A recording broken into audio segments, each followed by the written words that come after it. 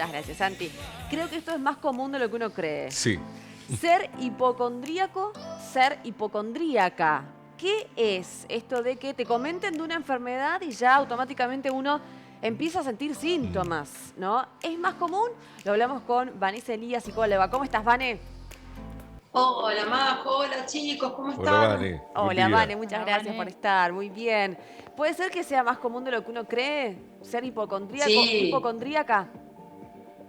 re común. Te diría que además en el último tiempo es un padecimiento que creció muchísimo, porque como es una patología que está muy asociada a la ansiedad y Claro. te diría que, bueno, desde antes de la pandemia, pero con la pandemia los trastornos de ansiedad se potenciaron un montón porque tuvimos que empezar a negociar con muchas cosas que antes por ahí, con la vorágine del día a día, bueno, se filtraban, ¿viste? Pero a partir del encierro de la pandemia, los miedos, además se presenta también la enfermedad como amenazante. Sí. Entonces, eso empieza a gestar, como yo diría, hasta una nueva ola de hipocondría que mucha gente está padeciendo y que es muy importante empezar a tramitar, a ver que hay un montón de recursos para poder ordenar este padecimiento,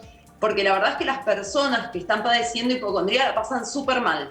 Claro. Vane, indudablemente, me parece que lo hemos detectado en nosotros mismos, en nuestros cercanos, que la pandemia nos hizo prestarle muchísima más atención a cada síntoma, a nuestro cuerpo, a nuestro sueño y demás, sin ninguna duda. Ahora, ¿es sinónimo inmediato esto de me cuentan detalles o conozco detalles de una enfermedad y empiezo a sentir síntomas de esa enfermedad?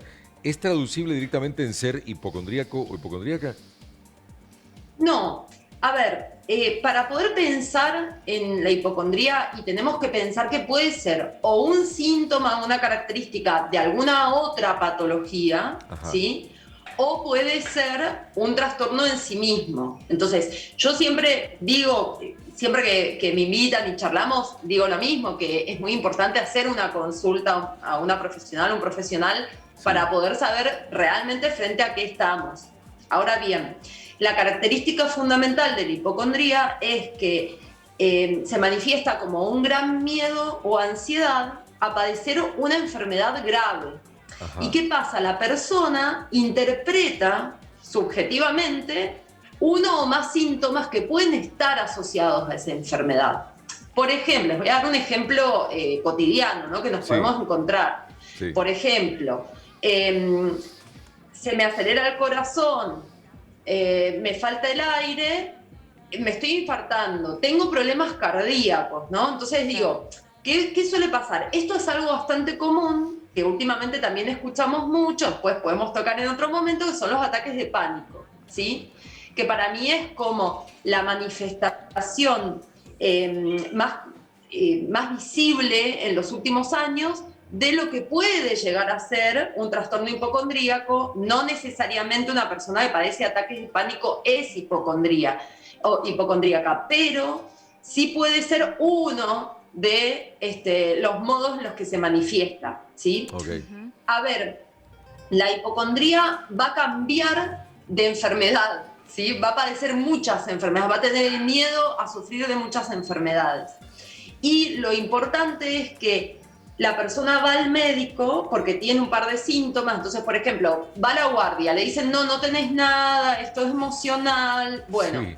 se vuelve a la casa, empieza a googlear una herramienta que nos juega muy en contra hoy por hoy, es internet para las personas que por ahí padecen ansiedad, miedo. Ahí nomás googlean. Internet tiene una cantidad de información entre la cual hay datos que son fehacientes y ciertos, pero hay un montón que no. Entonces empezamos a buscar. Y entonces decís, no, porque puede ser que tenga un problema grave en el corazón y no haya salido en el estudio que me hicieron en la guardia. Lo más probable es que yo entonces esté en riesgo vital. Bueno, yo voy al médico. El médico me hace un montón de estudios en función de estos síntomas que yo traigo y se descarta que tenga una enfermedad orgánica, ¿sí? Una causa orgánica. Entonces, eso me genera un alivio, pero es momentáneo. esto es lo fundamental, esto es lo que les quería transmitir para la gente que escucha, porque digo, cuando el alivio es momentáneo, pero regresa rápidamente, ya sea sobre la misma patología, o sea, sobre la misma idea de enfermedad o sobre otra, entonces ahí es cuando estamos frente a una posible hipocondría y hay que poder empezar a tramitar los recursos terapéuticos o farmacológicos. Generalmente se integran, ¿no? Se trabaja con ambas terapias para tratar de que la persona pueda manejar esta ansiedad y este miedo y que efectivamente no se manifieste en el cuerpo, porque como bien sabemos hay muchas enfermedades que son psicosomáticas. Esto quiere decir que... Sí. El origen de esto, ¿tiene que ver con el miedo a la muerte? Esto de ir de alguna forma pivoteando, que tengo miedo a esto, una vez que lo saco, alguien me cuenta algo y me vuelve. El origen y la profundidad, ¿cuál es? ¿Es el temor a morir? ¿Está entrelazado con esto, al malestar, el miedo a la enfermedad en sí misma? Sí, qué bueno que haces esta pregunta, Anita, porque mira, yo te voy a decir lo que nos dicen los manuales y también les voy a decir lo que me parece a mí en función de mis años en la clínica, ¿sí? Tiene que ver, el origen tiene que ver con el miedo a la muerte. Muchas veces además se dispara cuando se presentifica la muerte cercana, ¿no? Cuando perdemos a un ser querido muy cercano o cuando vivenciamos un accidente, alguna muerte, aunque no sea de un ser cercano, pero que estamos en presencia. Esto puede ser un disparador, pero yo te diría también, desde mi experiencia, que también tiene que ver con el miedo a la vida. Muchas veces la hipocondría es una manifestación o un recurso de la gran angustia que nos genera el vivir en estas circunstancias, ¿no? Con todas las exigencias que muchas veces en este programa hemos charlado de distintas cuestiones que tienen que ver con la exigencia cotidiana. Hace unos programas atrás hablamos del trastorno de anedonia y de esta como incapacidad de sentir placer por lo vital. Entonces digo, son un montón de cuestiones que empiezan a aparecer y que a veces a las personas nos da más miedo vivir que morir. Entonces también el identificarnos con la enfermedad se vuelve un lugar seguro de alguna manera. Como una evasión, ¿no? Sí. Y sí, también un escape. En esto que dice Anita me sumo, puede ser que haya personalidades, haya características puntuales de alguien en donde uno es más propenso a ser hipocondríaca, digo, como ser inseguridades, personas que son más propensas y que tienen ciertas características. Sí, claro, Majo. Y además de esto es así, y además de que hay características que nos van a hacer más propensas o más propensos, también hay como una herencia colectiva y ancestral, ¿no? También digo, depende de qué familia vengo, tengo más naturalizada la enfermedad o no. Esto también es interesante. La cultura nos va delimitando también cómo nos vinculamos con la salud y la enfermedad, qué consideramos salud y qué consideramos enfermedad. Y desde ahí entonces vamos construyendo identidades y lugares en donde podemos sentirnos, parece irónico, porque yo digo, nos sentimos más a gusto, aunque sufrimos, ¿sí? O sea, no estoy bajo ningún punto de vista desentendiendo el padecimiento. Vane, tengo una consulta. Bueno. Vos sabés que para mí es normal por ahí llegar a algunos círculos, por ahí de personas mayores en las que solo hablan de enfermedades. Sí, claro. ¿no? Sí. Que solo hablan de remedios, solo hablan de médicos. Y también noto como algunos otros puntos, me dicen, bueno, el hecho de a lo mejor no hacer deporte, de no tener actividades al aire libre, o de no tener alguna meta importante. Digo, estas son condiciones que hacen que se exacerbe el problema de la hipocondría. Sin lugar a dudas. Y mirá qué bueno lo que nombras, porque es un muy buen ejemplo para la gente que nos mira. Este tema de la tercera edad. ¿Por qué pasa tanto en la tercera edad que pareciera que solo hablan de la muerte y de enfermedad? Porque culturalmente en los últimos años, te diría que a través del último siglo, fue cambiando el lugar simbólico que ocupaba la gente mayor.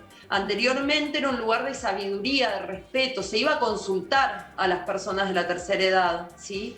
Y a partir del correr de los años se fue desestimando eso. Es como que ahora se pondera la juventud eterna y se desestima la sabiduría en función de la edad, la transmisión, en los cuerpos, la imagen. Digo, hay todo un rechazo a la vejez. Y entonces, claro, muchas personas se encuentran muy en soledad en la tercera edad, muy desestimadas, nadie las escucha, ¿no?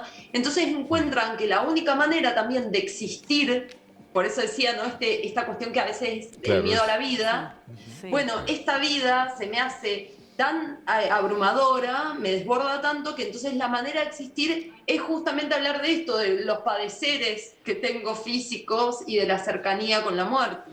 Y ahí, puede ¿cuál es ser? la, perdón, relacionado con esto, por eso lo pregunto yo mismo, ¿cuál es la forma de cortar con esa suerte de cadena de pensamientos negativos que me llegan a hacer sentir que estoy enfermo? Digo, ¿es el fármaco o hay posibilidad de alguna otra cosa alternativa? Bueno, mira, Coco, yo en particular, digo acá claro, porque bueno, cada cual sus particularidades. Sí. Yo en particular pienso siempre el fármaco como la última de las posibilidades. Creo que siempre tenemos otros recursos que por ahí son más amorosos y que nos permiten hacer un aprendizaje para poder modificar hábitos que van a perdurar más en el tiempo. Porque digo, el fármaco es como un acompañamiento terapéutico, pero no es la solución, ¿sí? No me va a cambiar la forma de pensar o de relacionarme con el mundo, sino que va a actuar sobre el síntoma. Entonces, si yo hago un tratamiento meramente farmacológico, quizás merme un poco la ansiedad, merme un poco el miedo, pero eventualmente va a volver, porque lo que yo tengo que hacer es poder vincularme con mi propia persona y con el afuera desde otro lugar. Entonces, para eso tengo que poder elaborar recursos y herramientas. En ese sentido existen un montón de terapias. Dentro de la psicología hay muchas escuelas, entonces hay un montón de terapias que trabajan de distinta manera y que a cada cual le servirá lo propio, en donde elaboramos hábitos diferentes, en donde intervenimos la estructura del pensamiento para poder modificarla y de alguna manera reconciliarme con esos miedos tan arraigados y empezar también como a desdramatizarlos, lo digo desde un lugar de mucho respeto, uso esta palabra porque en general tendemos a un dramatismo que está como socialmente instaurado. Entonces, bueno, empezar a reconciliarnos con que, digo, hay cosas que tienen que ver con la lógica vital también, nos enfermamos, nos duelen cosas, nos podemos asustar por algo, pero no darle una magnitud que no tiene en lo real, ¿no? Como no adelantarnos. Yo digo siempre, si nos traemos al aquí y ahora, que en definitiva es lo único que tenemos, porque el mañana solo existe cuando es hoy, cuando se convierte en hoy, si nos traemos al aquí y ahora es más fácil manejar estas cosas, ¿no? Porque también tiene que ver con esa tendencia a imaginarnos, no sé, en 6 meses me voy a morir, ¿no? Ok. Bueno, no sé. Gracias, Vane, muchísimas gracias por esta nota. De verdad, te mandamos un beso enorme y siempre, siempre es muy importante hablar con vos. Gracias. Gracias, Vane. Muchas gracias a ustedes, que estén muy bien. Nos vemos. Chao, chao. Gracias.